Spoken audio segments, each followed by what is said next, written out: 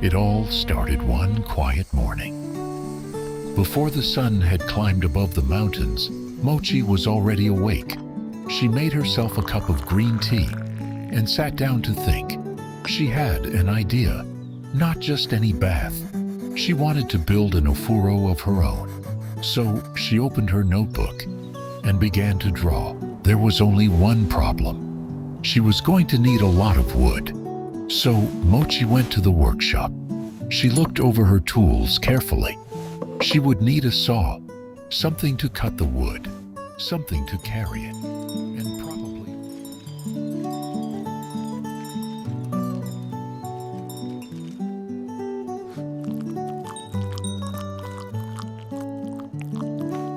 The forest was quiet that morning.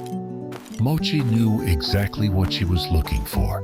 The right tree, tall, strong, and straight enough for the little bath she had imagined. She wandered deeper into the forest, listening to the wind moving through the branches.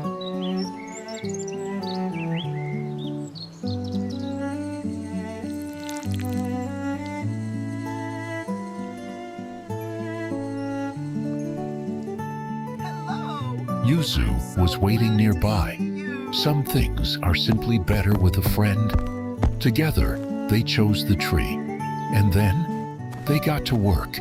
It took time and a great deal of effort, but eventually the tree was ready to come home, or at least that was the plan.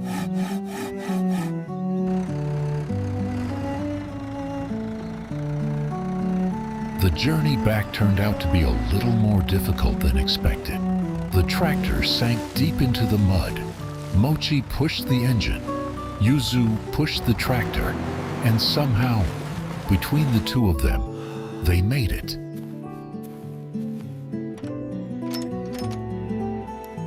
By the time they finally stopped, they were tired, covered in mud, and very happy to be sitting down. The wood could wait. For now, there was tea and a quiet place to rest, while the forest slowly moved around them.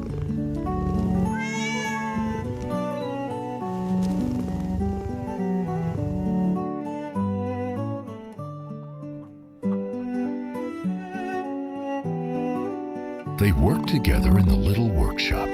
Mochi cut the wood carefully, while Yuzu helped with the smaller pieces. Piece by piece, the bath began to take shape. When the wooden pieces were ready, they carried them outside. Then came the final part. They fitted the pieces together and secured them one by one. And slowly, the little Ofuro was complete. Now there was only one thing left to do: get it to its new home. Together, they pushed it down the hill.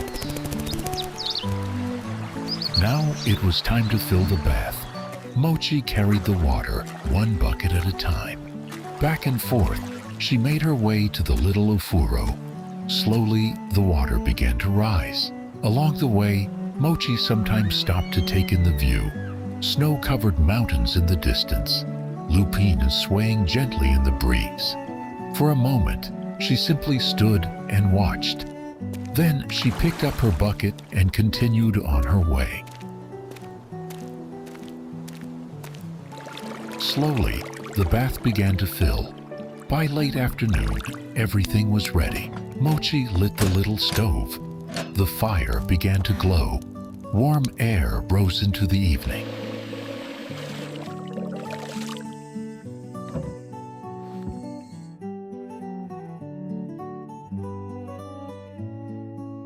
And then, just as the sun began to disappear behind the mountains, Mochi finally stepped into the water. She closed her eye.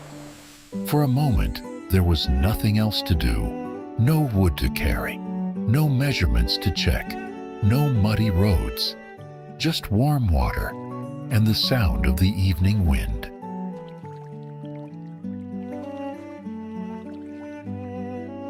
And Mochi knew she would remember this evening for a very long time.